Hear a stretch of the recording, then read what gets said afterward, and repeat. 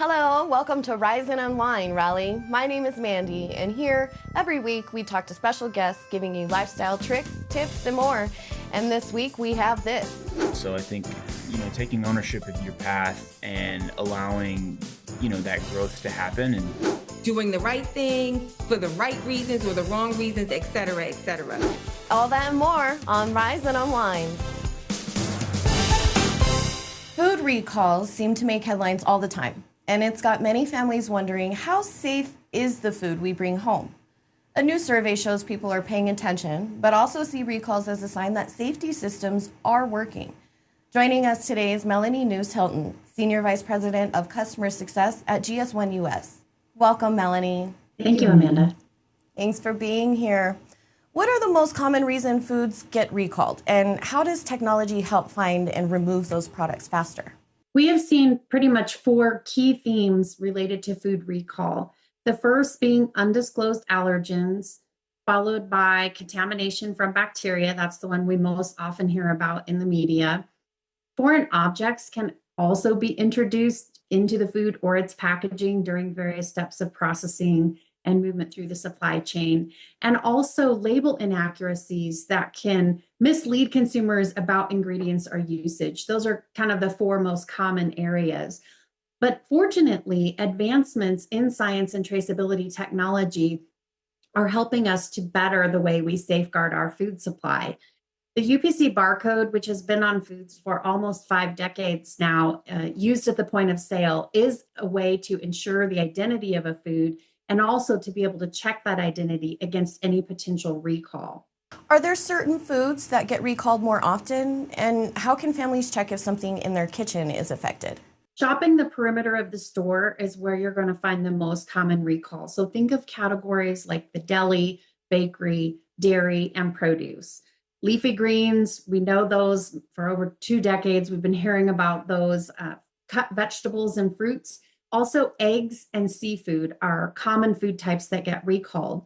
But consumers can take 2 key steps to help them stay ahead of any potential recall issues. The first is, as I mentioned before, the UPC barcode, which we use at the point of sale. Many of you might be familiar with self-checkout. It does a price lookup, but it also identifies that food, and the numbers under that UPC are a way you can look that up on the internet. The U.S. Food and Drug Administration, the FDA, and the U.S. Department of Agriculture, USDA, offer a food recall alert system that consumers can subscribe to at foodsafety.gov. I didn't know that. That's really helpful. What did the survey reveal about how people react when they hear about a recall? 2 key takeaways from the survey that I found interesting are, first, about 60% of consumers will avoid purchasing a food that has been recalled. So even if it was a past recall activity, they will avoid that food category in the future. And secondly, 57% of consumers will discard any food they have in their home that is the subject of a recall, even if their state or region is not impacted. So it's clear from the survey that consumers take food safety and the health and wellness of their families extremely seriously. And why do you say recalls are actually a sign of progress in food safety? I think, honestly, the transparency that we're seeing from the food industry is pretty phenomenal. As you mentioned early on, the statistics that consumers are concerned, but they also do believe that in most cases we are effective at protecting public health.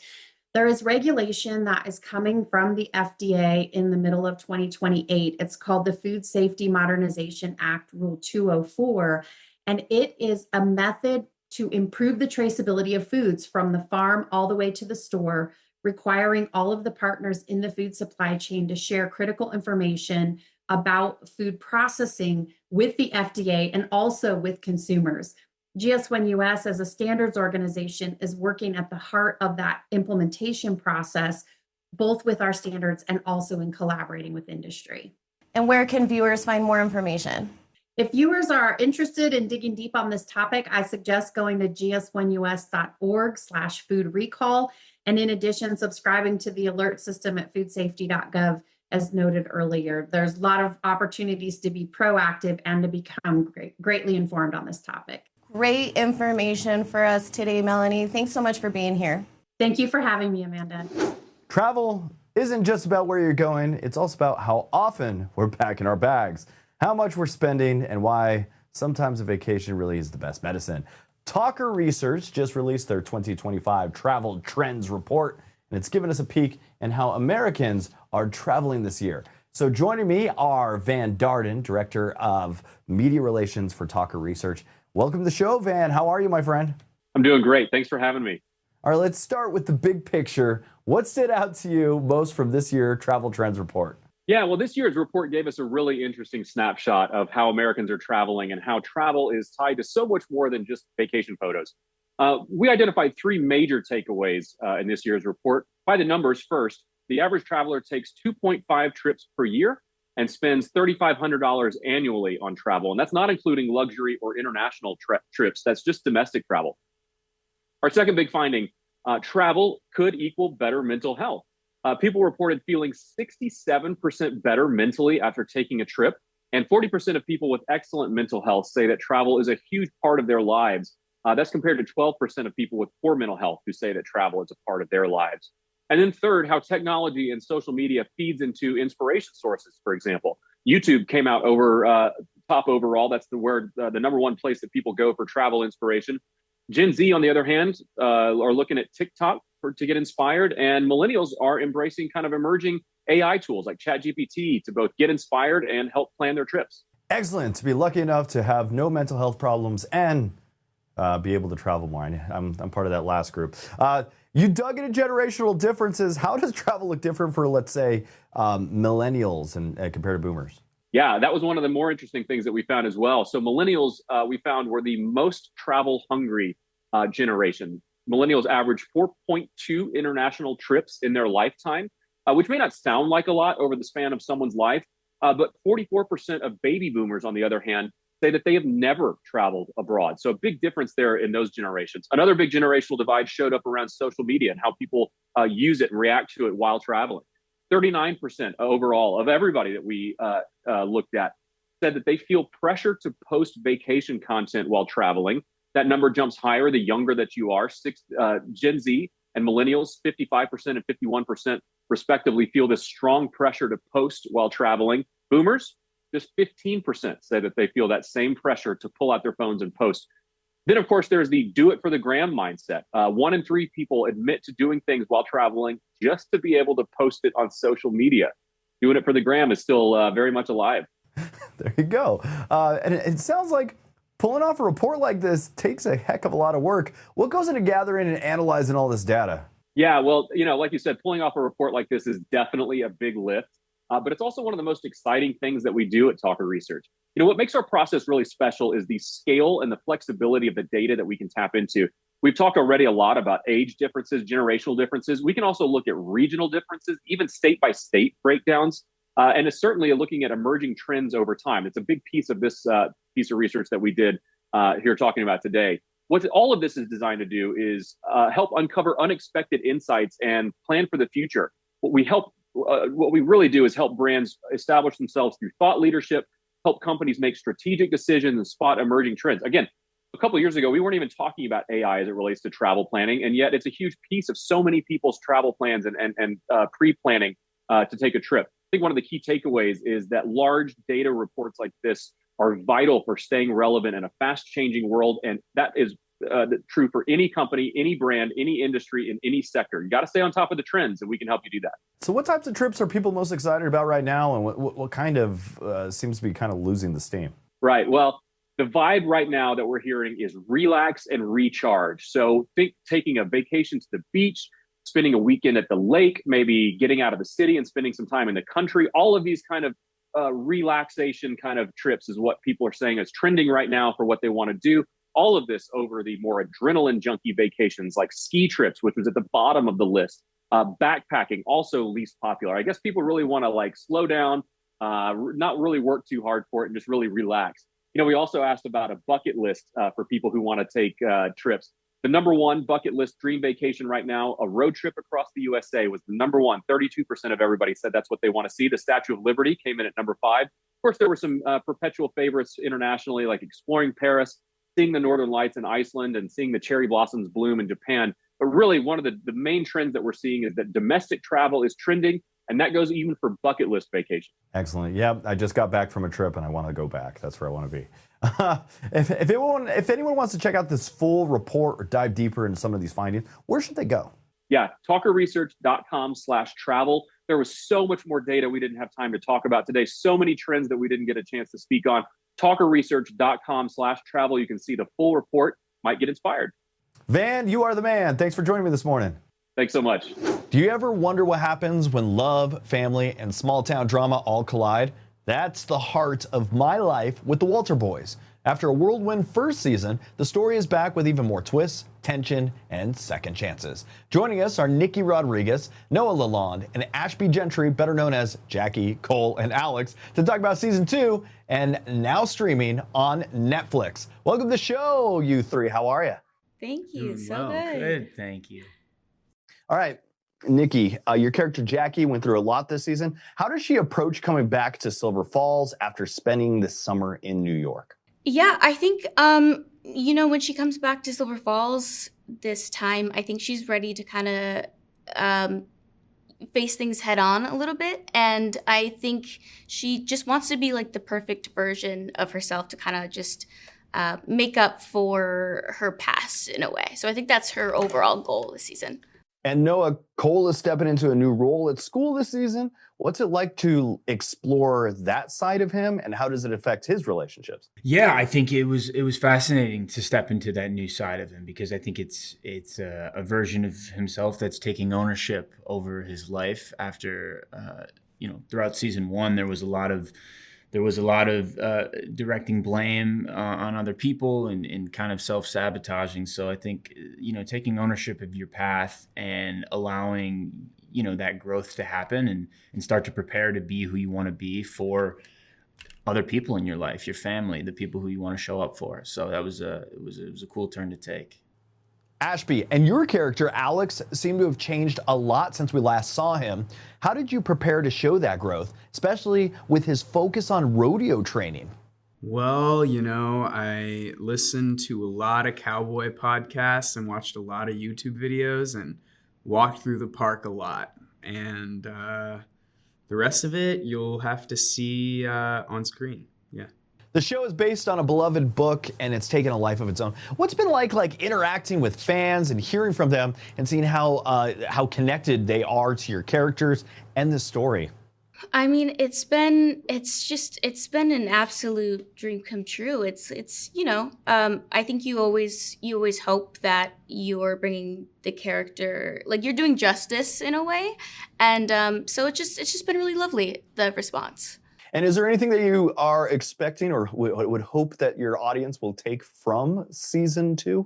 Yeah, of course. I think I hope that they would take it. I hope that they would to take away some of the lessons that are to be yourself, to love hard and love your family, and just know that if tomorrow doesn't work out, the next day is always there. All right, I want to thank you three for joining me this morning.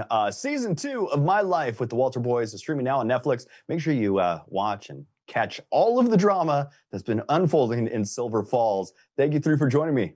Thank you. Thank you. Have a good one. What if instead of dying, you could be uploaded into a digital afterlife, complete with luxury, tech, and maybe a few glitches?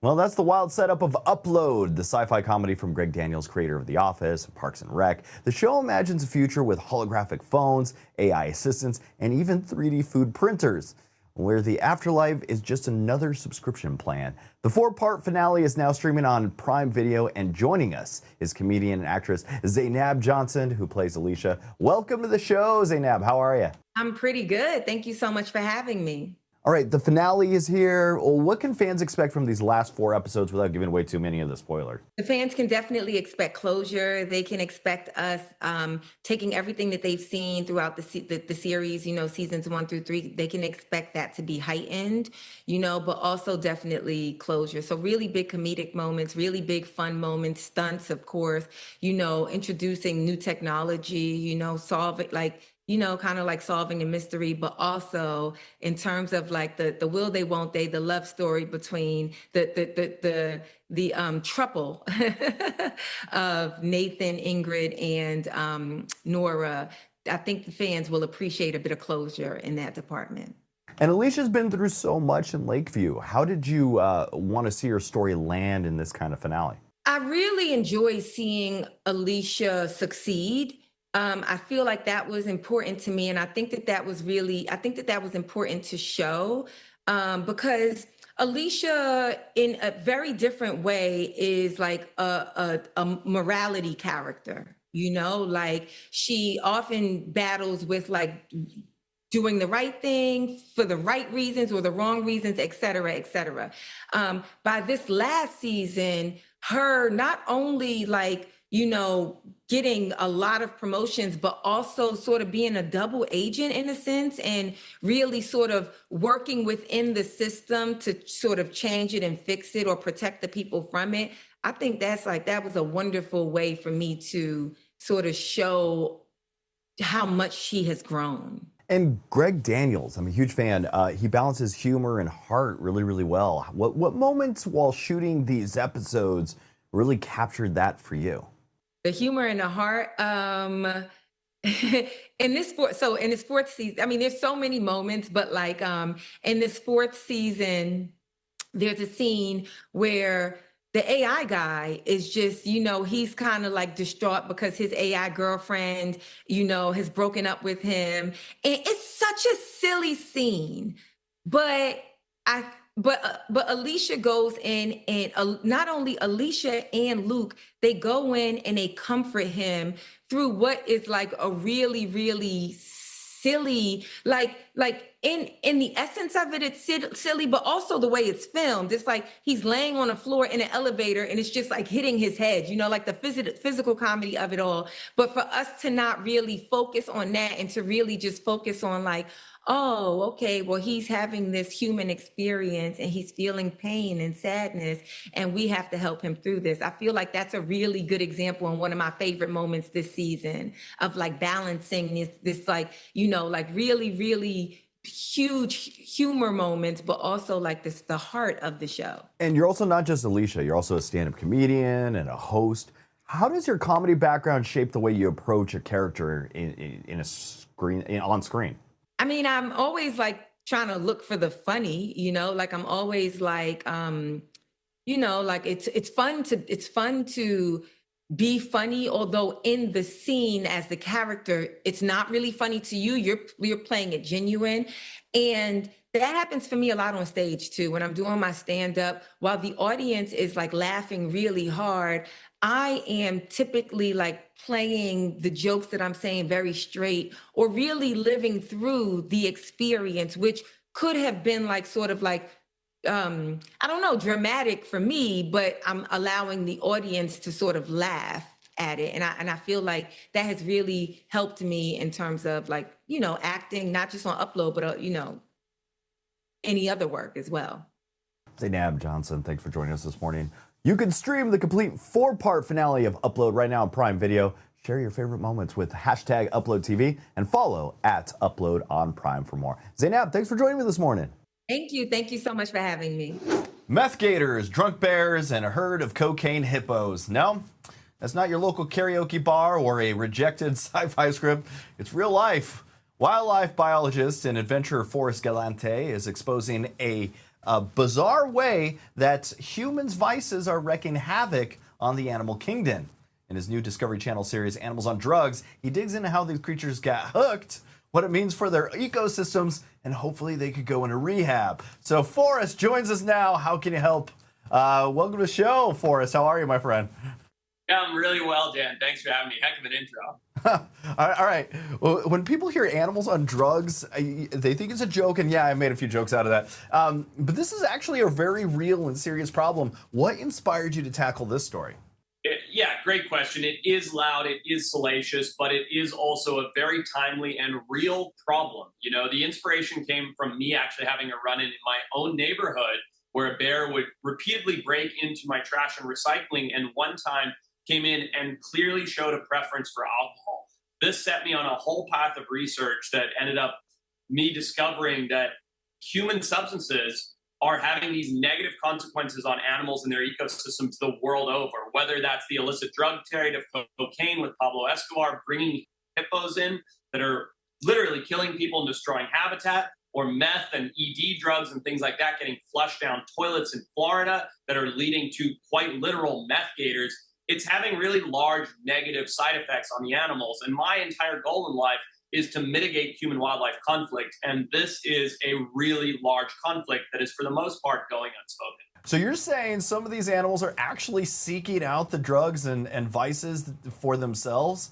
The only ones that we encountered that were generally seeking it out, and if you think about it, they have an instinctual drive to do so, were the bears. Now, with the advent of all of these new really sugary alcoholic drinks, whether that's alcoholic kombucha or ciders or the White Claws and seltzers of the world, those animals are hardwired to seek sugar to put on weight, those animals being bears, during the spring and summer to get ready for the winter. So they are genuinely going for alcohol. In the case of cocaine hippos, they're just a side effect of the cocaine industry. And when it comes to meth gators, they are really bioaccumulating methamphetamines from the waterways into the smaller fish, into the larger fish, that by the time they get into the alligators are having really high potency effects. So it's very case-by-case basis. For the most part, they're not seeking it out, but they are being exposed to it with or without their own choice. Beyond the stories, what's the bigger message here? What do you think viewers can walk away with, like understanding the relationship between humans and wildlife? The biggest message here, Dan, is that everything's connected, and everything we do, whether that's, literally taking Viagra to have a good night and then peeing in the toilet, which ends up in our waterways, which ends up literally stopping reproduction in certain animals. It's all connected. The ecosystem, the planet is all connected one way or another. And understanding that if we make better choices and are a little bit more responsible in how we discard things and how we manage getting rid of our own vices, then we can have a healthier planet, a better ecosystem if we just make those choices, because it does affect creatures that don't have a say in it. All right, you're also part of Alien Sharks Death Down Under.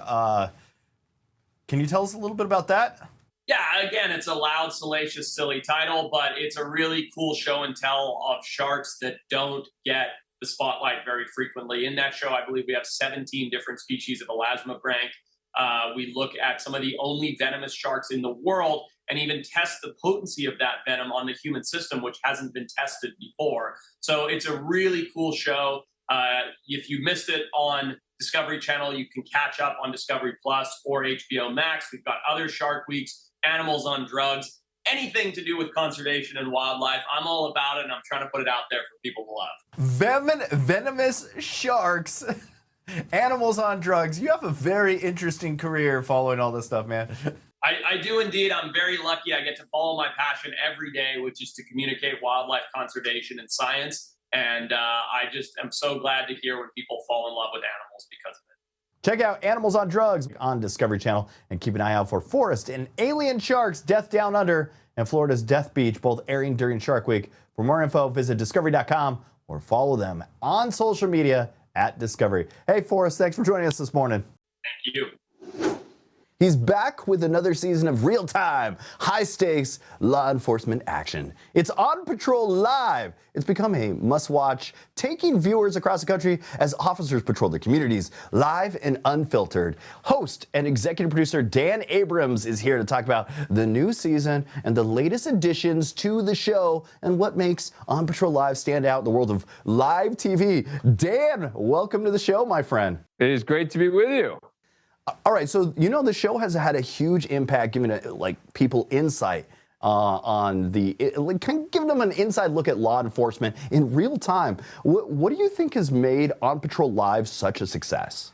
I think it's the fact that we are a fly on the wall with police officers. You don't know what's going to happen next. The same way the officers don't know what's going to happen next. And the fact that we're in so many different departments, right? I mean, we're in a lot of the time 9 departments at once with multiple cameras, multiple officers, et cetera. I mean, this is quite an operation that we have here.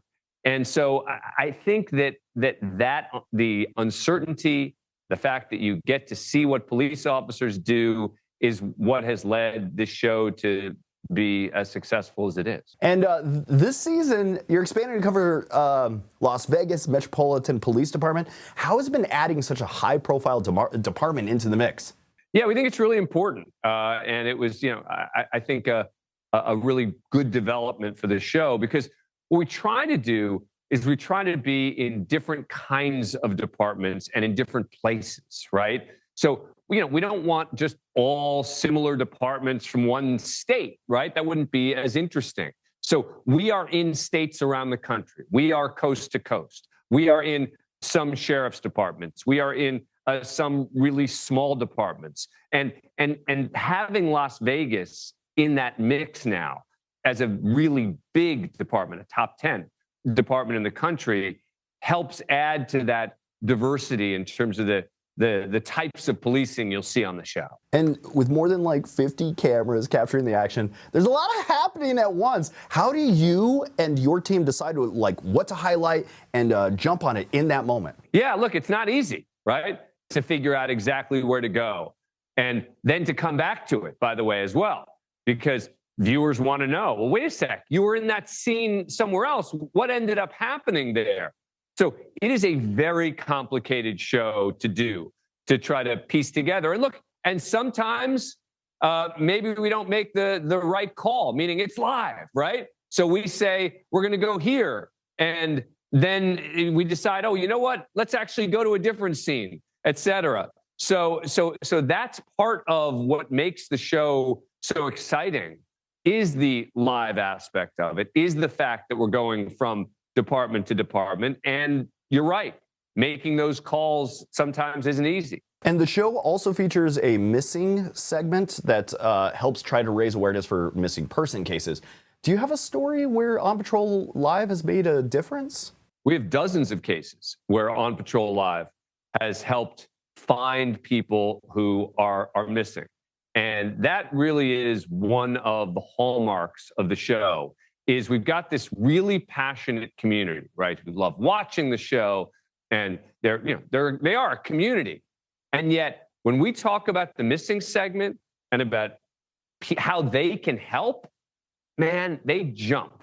The community shares it on social media, and the number of times that we have heard from either departments or the national organizations that are helping to say, it was the On Patrol viewers who did it.